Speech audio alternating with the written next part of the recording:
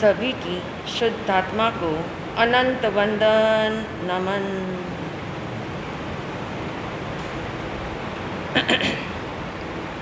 एक बहुत सुंदर गुजराती काव्य लिखा गया है परम आत्मार्थी श्रीमद् राजचंद्र जी के द्वारा। उसकी एक ही पंक्ति बताएंगे और गुजराती पंक्ति है, सुख प्राप्त करता सुख टले छे। सुख प्राप्त करता सुख टले छे। सुख को प्राप्त करने जाते हो तो सुख टल जाता है। और आप जानते हैं आध्यात्म की बात बहुत गूढ़ होती है। मूढ़ता लेकर के सुनेंगे समझेंगे तो नहीं समझ आएगी, गूढ़ बन करके सुनेंगे तो अवश्य समझ आएगी। और ये पंक्ति है, सुख प्राप्त करता, सुख को प्राप्त करने जाते हो तो सुख टल जाता है। बहुत बड़ा सीक्रेट है इसके अंदर, बहुत बड़ी कहना चाहिए डेप्थ है इस सेंटेंस के अंदर कि सुख को एक जनरल स्टेटमेंट आप देखो, सुख को प्राप्त करने जाते हो, सुख क्या हो गया, दूर हो गया। जिसको प्राप्त करने जाते हो वो आपसे क्या हो जाता है, दूर हो जाता है। ये एक छोटा सा कॉमन मीनिंग हुआ। जिसको प्राप्त करने जाओ वो पास में आना चाहिए, उसके बदले वो कहते हो क्या हो जाता है, दूर हो जाता है। क्यों दूर हो जाता है?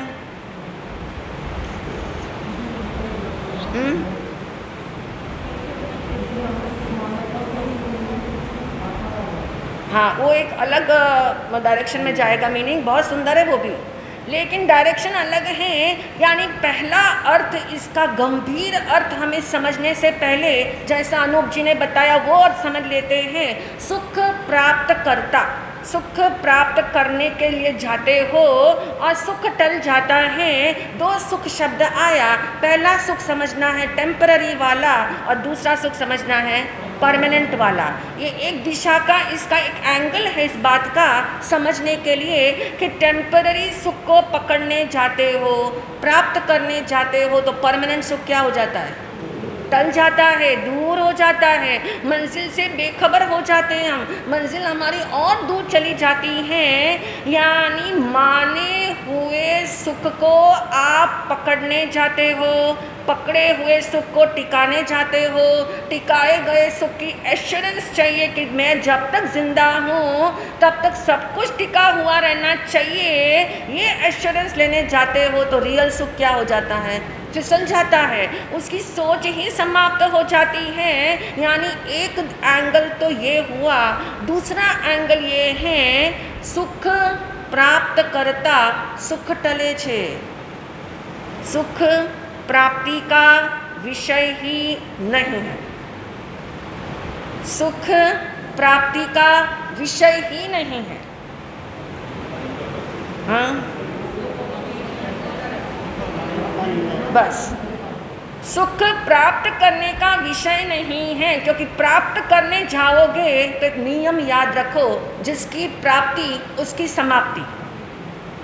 जिसको जिसको प्राप्त करने गए हो और जो जो प्राप्त कर लिया आज तक, जो नहीं था मेरे पास और मैंने अपनी अचीवमेंट समझी और उसको मैंने प्राप्त किया, तो जिसकी प्राप्ति उसकी समाप्ति। एक सिद्धांत है, एक नियम है जो त्रैकालिक नहीं होता, इसीलिए तो प्राप्त किया जाता है। जो त्रैकालिक नहीं है उसी को तो हम प्राप्त करते हैं, और जो प्राप्त करते हैं वो क्या हो जाता है, एक दिन फिसल जाता है, उसकी समाप्ति हो जाती है। इसी के बल पे हमें ये बात समझनी है कि जो आत्मा का सुख है, जो रियल सुख है, उसको प्राप्त करना है क्या? नहीं, वो प्राप्त ही है।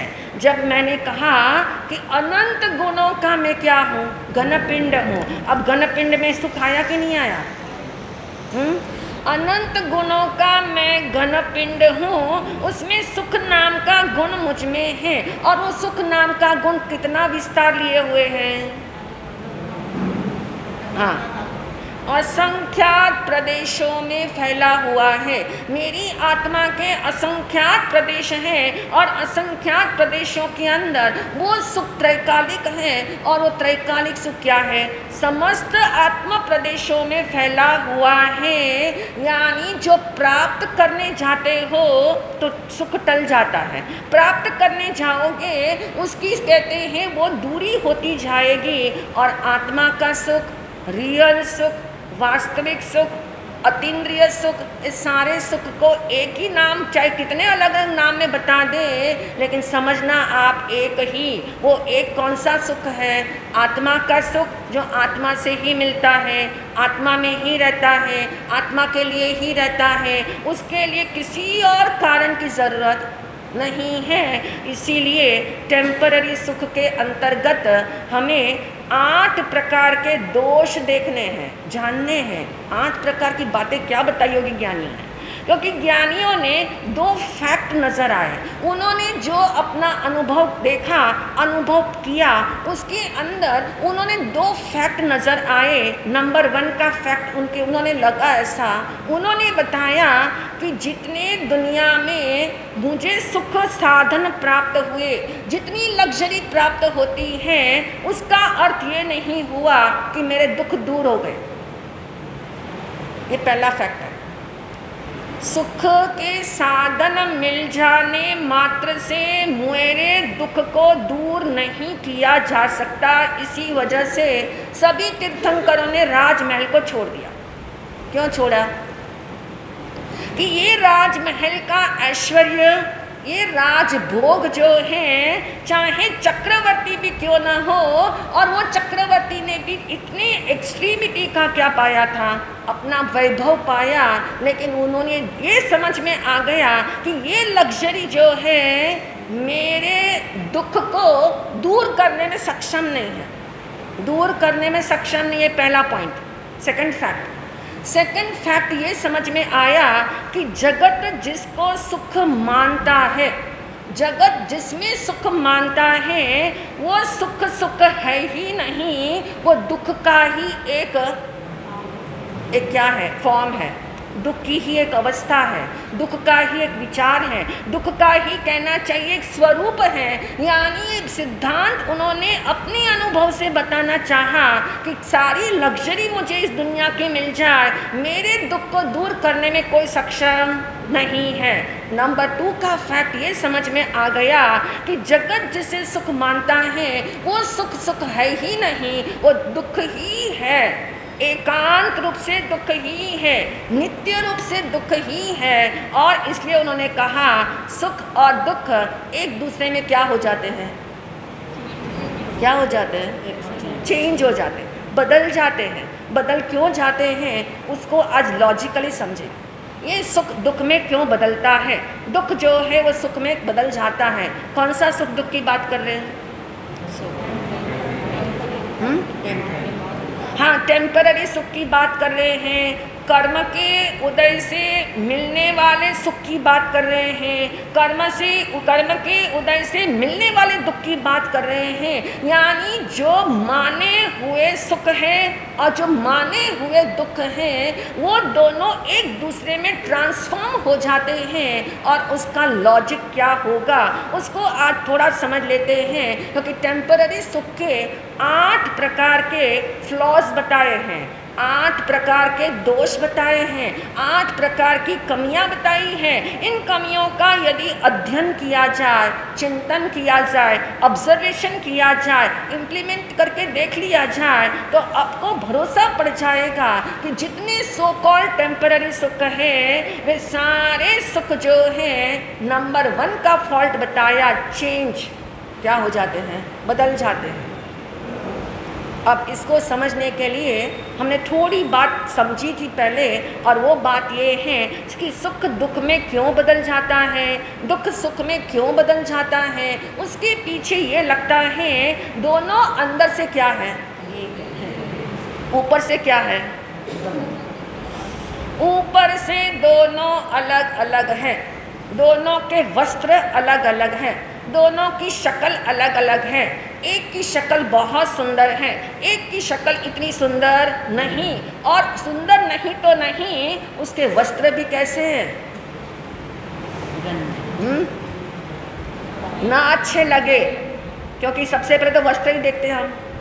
कहते हैं इंसान की आंखें इतनी अंधी है, सिवाय वस्त्रों के पहले कुछ दिखता ही नहीं, इसलिए तो लोगों ने वस्त्र बदल बदल के पहनना चाहा।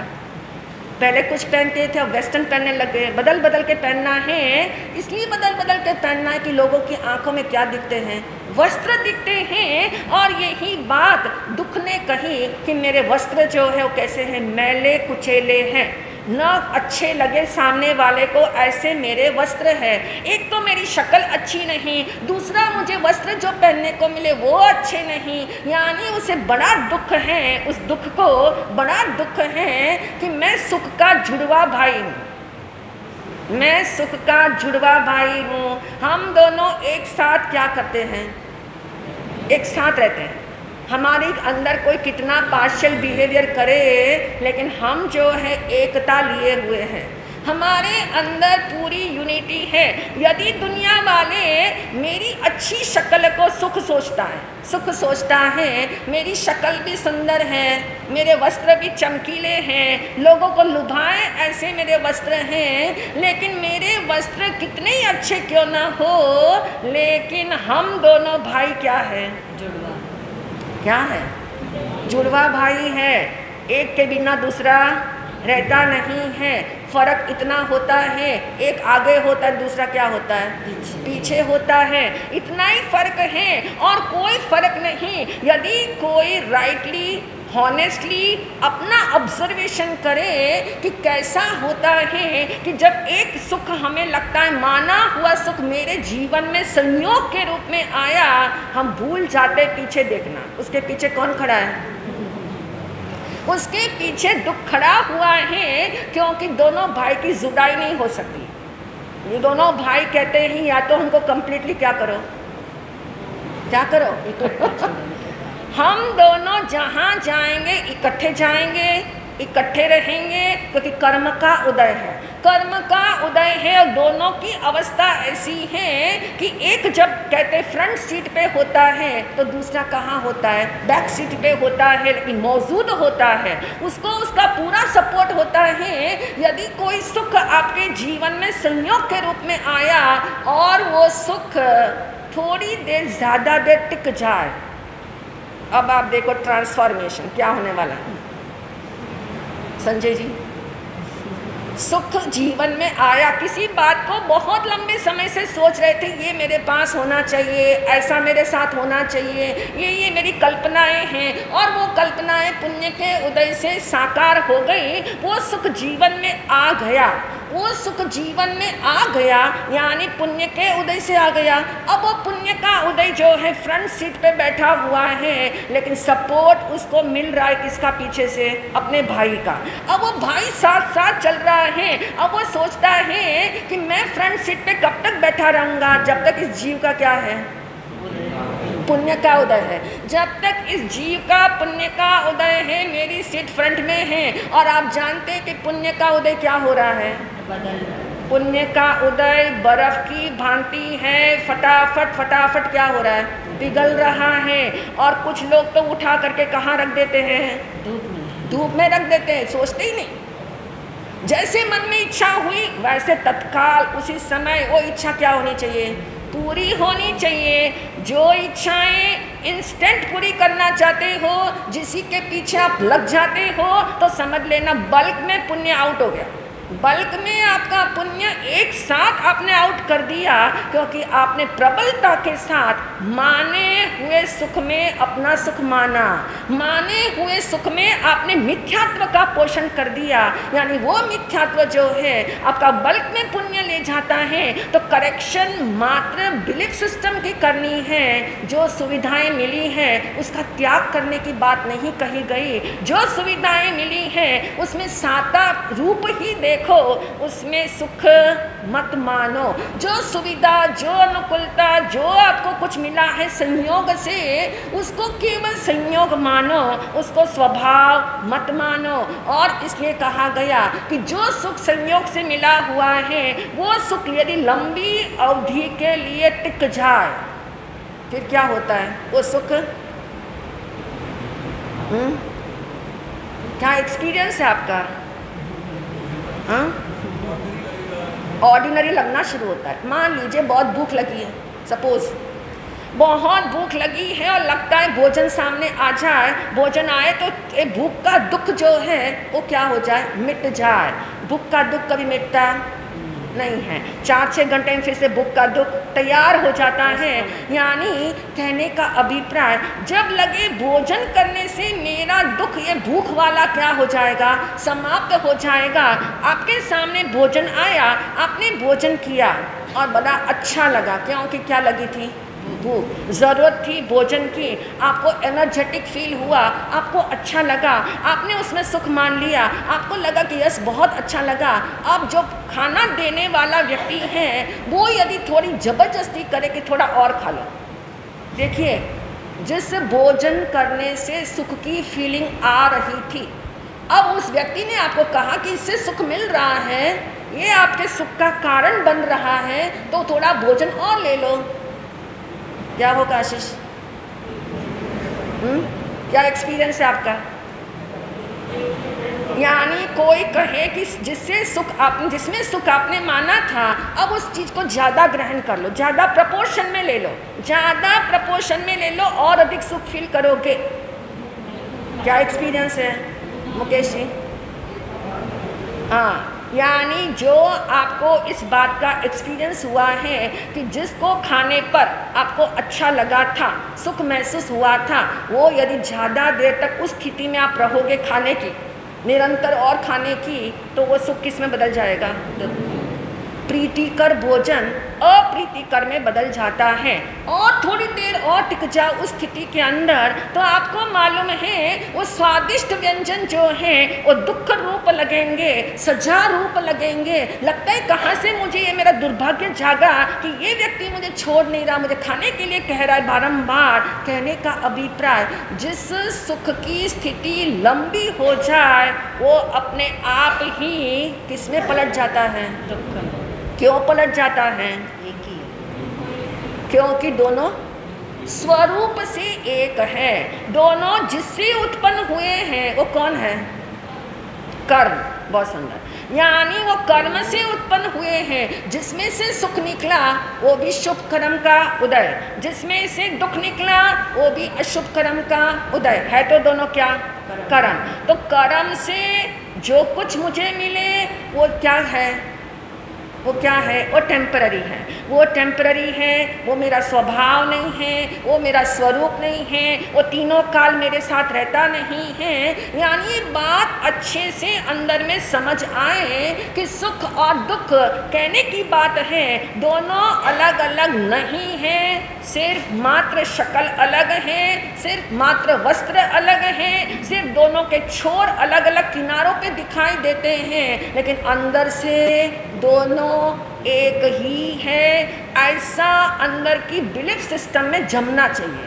ये बात अंदर में सेट होनी चाहिए कि कभी भी जीवन में दुख आए तो ये समझ में आना चाहिए, ये जीवन में दुख जो आया हुआ है ये क्या कहने आया है? ये क्या संदेशा दे रहा है मेरे को? कि कोई भी दुख अधिक देर तक टिकता है तो क्या बन जाता है? मान लीजिए आपके जीवन में कोई प्रतिकूल स्थिति आई और एकदम से आई, आपको लगा ये क्या हो गया, इतना चेंज मेरे लाइफ में, इतना ड्रास्टिक चेंज आपको लगेगा कि ये क्या हो गया, ऐसा मेरे साथ हुआ है।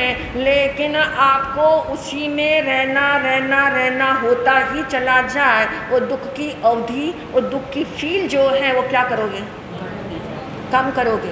यानी दुख को दुख मानने की जो आपके अंदर इंटेंसिटी थी, वो इंटेंसिटी क्या होनी शुरू हो जाएगी? लो होनी शुरू हो जाएगी। फिर आप कहते हो मुझे आदत पड़ गई, अब तो मुझे क्या आ गई?